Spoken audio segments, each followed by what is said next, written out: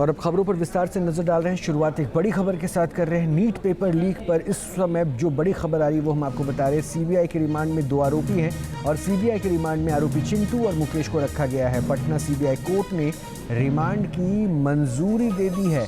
इनसे 2 आरोपी हैं, चिंटू और मुकेश। इनको सीबीआई के रिमांड पर रखा गया है। सीबीआई कोर्ट ने इस बात की मंजूरी दी है और इनसे अब आगे की पूछताछ होगी। नीट पेपर लीक से जुड़ी ये बड़ी जानकारी, बड़ी अपडेट पहुंच रही है, वो हम आपके बीच में साझा कर रहे हैं। सीबीआई के रिमांड में नीट कांड के 2 आरोपियों को रखा गया है। और पटना से हमारे संवाददाता उत्कर्ष कुमार की एक रिपोर्ट हम आपको दिखाते हैं। नीट पेपर लीक मामले में लगातार नए खुलासे हो रहे हैं और ऐसे में सीबीआई ने विशेष कोर्ट में अर्जी डाली थी कि उन्हें रिमांड पर लोगों को दिया जाए, लेकिन देखिए अब 2 लोगों की रिमांड जो है वो सीबीआई को मिल गई है। इस वक्त हम मौजूद हैं सीबीआई दफ्तर के बाहर। देखिए उनके जो वकील हैं वो भी अंदर जा चुके हैं, लेकिन चिंटू और मुकेश को सीबीआई ने रिमांड पर ले लिया है। अब कितने दिनों तक ये रिमांड है इसकी जानकारी अब तक नहीं दी गई है, लेकिन सीबीआई ने रिमांड की मांग की थी, जिसके बाद सीबीआई के विशेष कोर्ट ने ये मंजूरी जो है वो दे दी है। देखिए इसके अलावा कई और लोगों की रिमांड की भी बात सामने आई थी, जिसमें सबसे बड़ा नाम सिकंदर यादवेंद्र था। इसके अलावा नीतीश था और अमित, ये 3 ऐसे चेहरे थे जिसका नाम सबसे पहले कह सकते हैं कि इन तमाम नीट पेपर लीक मामले में सामने आया था। लेकिन अब 2 लोगों की जो रिमांड है वो सीबीआई को मिल गई है। अब इन दोनों लोगों से पूछताछ होगी। कल ही सीबीआई को तमाम दस्तावेज जो है वो सौंप दिए गए थे। आर्थिक अपराध इकाई ने तमाम जानकारियाँ जो है वो सीबीआई को दे दी थी। उसके बाद सीबीआई कह सकते हैं कि तमाम तरीके से तफ्तीश जो है उसमें जुट गई है। और आज ही जब सीबीआई के विशेष कोर्ट में सुनवाई हुई तो कह सकते हैं कि दोनों, मुकेश और चिंटू, दोनों की कह सकते हैं कि रिमांड मिल गई है। और ये वही चिंटू है जो पेपर लीक मामले में सबसे बड़ा चेहरा सामने आ रहा था। संजीव मुखिया के बाद जो क्वेश्चन पेपर रॉकी को मिले तो रॉकी ने सबसे पहले चिंटू को दिया था और उसके बाद से ही तमाम जानकारियाँ जो है वो निकल कर सामने आई। देखिए चिंटू की गिरफ्तारी की बात की जाए तो झारखंड के देवघर से चिंटू की गिरफ्तारी हुई थी। 6 लोगों को सबसे पहले गिरफ्तार किया गया था, लेकिन जो ड्राइवर था उसे छोड़ दिया गया था। उसकी कहीं भी से संलिप्तता नहीं मिली थी। उसके बाद ड्राइवर को छोड़ने के बाद 5 लोगों को गिरफ्तार किया गया था और 2 दिन पहले ही पटना के व्यवहार न्यायालय यानी कि सिविल कोर्ट में पेश करने के बाद उसे न्यायिक हिरासत में भेजा गया था। और अब सीबीआई ने उसको रिमांड पर ले लिया है। पूछताछ दिल्ली और पटना दोनों जगह हो सकती है। जिस तरीके की स्थितियां बनती हैं सीबीआई दोनों जगह पर उनसे पूछताछ कर सकती है।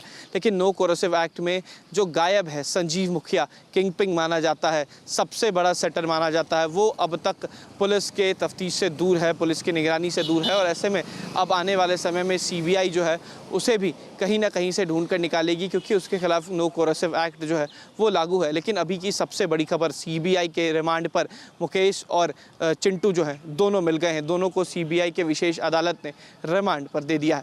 वीडियो जर्नलिस्ट सत्येंद्र कुमार के साथ उत्कर्ष, न्यूज़ नेशन, पटना।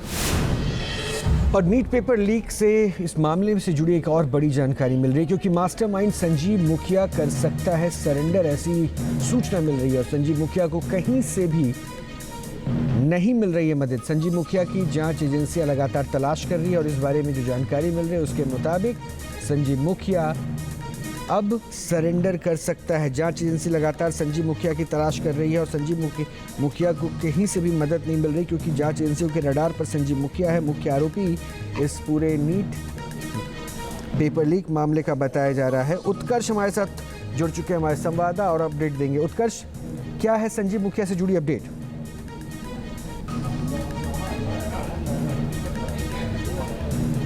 और बिल्कुल देखिए संजीव मुखिया को ये धरपकड़ के लिए तमाम एजेंसियां जो हैं, चाहे वो बिहार की हो या फिर केंद्रीय जांच एजेंसी हो, तमाम एजेंसियां लगी हुई हैं। देखिए 2 बातें सामने आ रही थी। एक पहला कि संजीव मुखिया नेपाल फरार हो सकता है या फिर दूसरा वो भारत में ही कहीं छिपा हुआ है। लेकिन नो कोरोसिव एक्ट की वजह से उस पर अब तक कोई धरपकड़ नहीं हो पाई।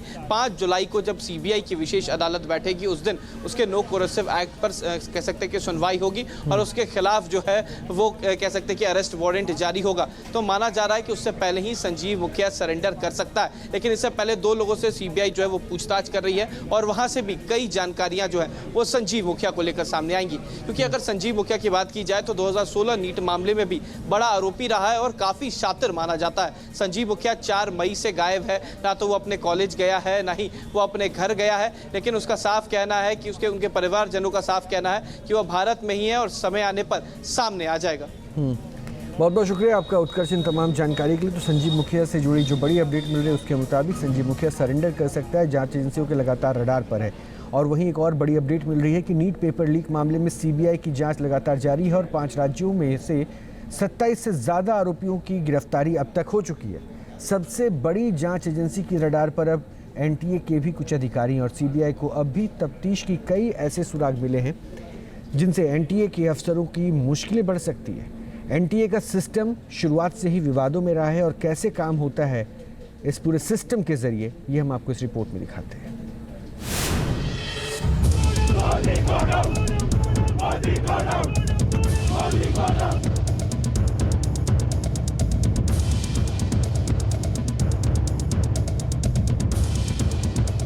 एनटीए के खिलाफ गुस्सा,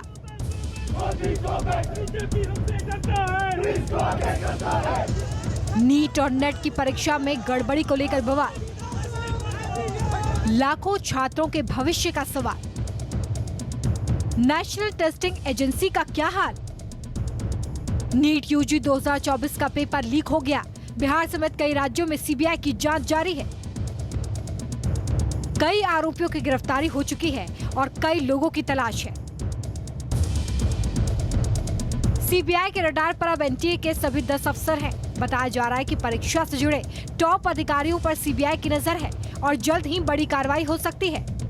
नीट पेपर लीक मामले में अब तक 4 राज्यों से 26 आरोपियों की गिरफ्तारी हो चुकी है। आने वाले दिनों में कई और पर शिकंजा कसना तय माना जा रहा है। शुरुआत में एनटीए ने किसी भी गड़बड़ी से इनकार किया था, मगर जब बिहार में सबूत मिले तो सवाल उठते चले गए। अब आप समझिए कि एनटीए यानी कि नेशनल टेस्टिंग एजेंसी का हाल क्या है। एनटीए का गठन 2017 में हुआ था। ये एजेंसी देश भर में करीब 25 प्रवेश परीक्षाएं कराती है। इन परीक्षाओं में 1 करोड़ से ज्यादा छात्र शामिल होते हैं। हैरानी की बात यह है कि एनटीए के पास अस्थायी कर्मचारी 25 से भी कम है, इसलिए सारा काम आउटसोर्सिंग पर ही चलता है। इसलिए सीबीआई परीक्षा प्रक्रिया से जुड़ी अलग अलग आउटसोर्स कंपनियों के अधिकारियों की भी जानकारी जुटा रही है। एनटीए ने बीते कुछ वक्त में बड़ी आउटसोर्स कंपनियां बदली हैं, लिहाजा सीबीआई हर पहलू को ऊपर रखना चाहती है।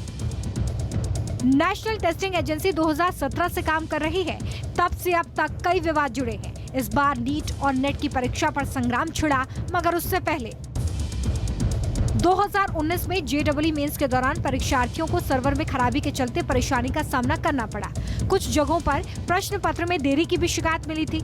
इसके बाद 2020 में नीट यूजी की परीक्षा में भी एनटीए पर गंभीर सवाल खड़े हुए थे। इस परीक्षा में कई अनियमितताओं की शिकायतें सामने आई। 2021 में जेईई मेंस परीक्षा में कुछ गलत सवालों को लेकर हंगामा हुआ। इसके बाद 2022 में सीयूईटी यूजी परीक्षा में गड़बड़ी की शिकायत हुई थी और एजेंसियों को कुछ जगहों पर दोबारा एग्जाम कराना पड़ा था।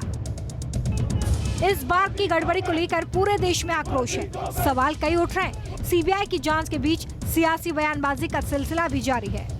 दिमाग खराब हो गया है, उनको याद करना चाहिए उनके पिताजी के राज को। गुंडागर्दी सीएम हाउस से होती थी। सीएम हाउस में बैठकर रैंसम वसूले जाते थे और लालू प्रसाद जी पंचायती करते थे। वो दिन हम लोगों ने देखा है लालू जी का। लालू जी तो गुंडागर्दी के ही प्रतीक हैं बिहार में। तो तेजस्वी यादव जी ने चुनौती दिया कि आपकी सरकार बिहार से लेकर दिल्ली तक है, अगर कोई दोषी है, कोई गुनाहगार है तो उसको फांसी पर लटकाइए, जेल दीजिए। किसने रोका है? राजनीति लगातार तेज होती जा रही है। वहीं बिहार में पेपर लीक का मास्टरमाइंड माना जा रहा संजीव मुखिया अब भी फरार है। साथ ही एनटीए की साख सवालों के घेरे में है। अब आगे जांच की आज कहां तक जाएगी, इंतजार इसी बात का है। Team news nation.